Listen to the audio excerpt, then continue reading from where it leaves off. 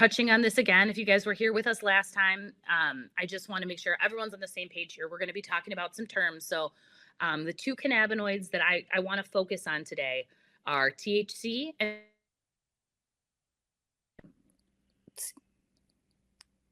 and so THC is what we know as, the compound that gets you high, but it is also a really powerful medical and medicinal compound. So it's great for chronic pain, for endometriosis, for sleep. It helps with mood elevation.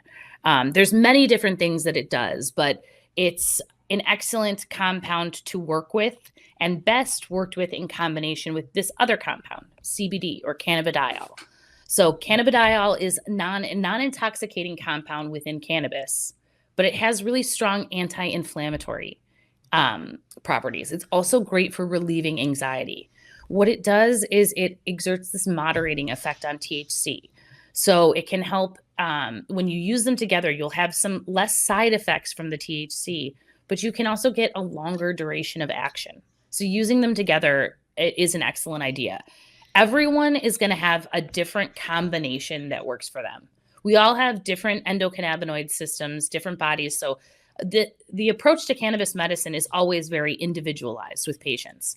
So when you go to the dispensary, you're going to see products that are marketed in a ratio. So 1-to-1, 2-to-1. This represents a ratio, usually, double check always, there's other cannabinoids, but it's almost always a ratio of CBD to THC. So a 1-to-1 means there's equal amounts of CBD and THC in that product. And that is a great way to use it because you're getting kind of the benefit of both of these compounds that actually, when used together, they work better. I also like to think about CBD as this, and we're going to talk a little bit about this today, as an endocannabinoid system support.